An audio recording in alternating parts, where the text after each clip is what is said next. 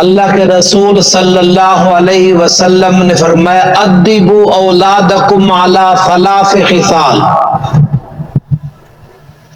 اپنی اولاد کو 3 چیزیں سکھاؤ، 3 باتیں سکھاؤ، 3 چیزوں کے آداب سکھاؤ۔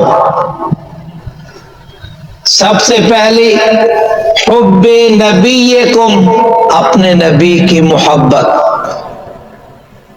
اپنے نبی کی اطاعت، اپنے نبی صلی اللہ علیہ وسلم کی فرما برداری، نبی صلی اللہ علیہ وسلم کے تذکرے ہوں، نبی صلی اللہ علیہ وسلم کا نام اسم گرامی بتائیں، آپ کے والد کا نام اسم گرامی بتائیں، پھر آقا صلی اللہ علیہ وسلم کی شان کے تذکرے، مقام کے تذکرے، امت سے محبت کے تذکرے، آقا صلی اللہ علیہ وسلم کی شفقت کے تذکرے۔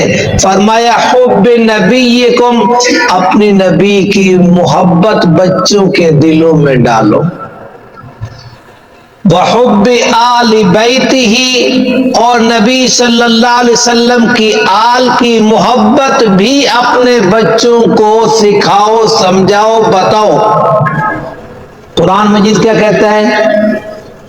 اہل بیت نبی کی بیویاں ہیں، نبی صلی اللہ علیہ وسلم نے اہل بیت میں میری بیٹیاں، میری اولاد ہے، تو لا الہ الا اللہ محمد الرسول اللہ، ہمارا تو کلمہ اس طریقے سے پورا ہوگا نا۔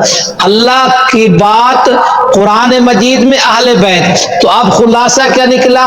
نبی کی بیویاں بھی اہل بیت میں سے ہیں، نبی کی اولاد بھی اہل بیت میں سے ہے۔ تو دوسری چیز کیا فرمائی؟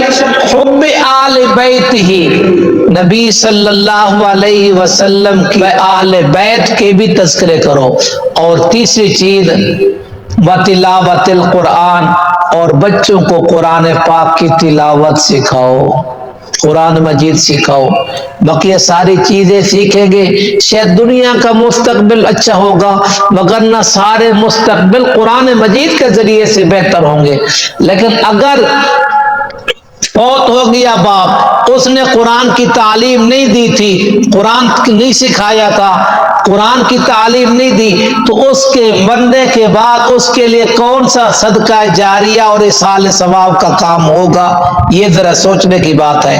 آقا صلی اللہ علیہ وسلم نے فرمایا وَتِلَاوَةِ الْقُرْآنِ، آگے سنیے، فَإِنَّ حَمَلَةَ الْقُرْآنِ فِي ظِلِّ عَرْشِ اللَّهِ یوم لا ذل الا ذلہ مع الانبیاء، قرآن مجید سیکھنے والا، سمجھنے والا، پڑھنے والا، عمل کرنے والا اللہ تعالیٰ کے عرش کے سائے کے نیچے ہوگا، جس دن اللہ تعالیٰ کے عرش کے سائے کے علاوہ کوئی سایہ نہیں ہوگا، اور اس سائے میں وہ نبیوں کے ساتھ ہوں گے۔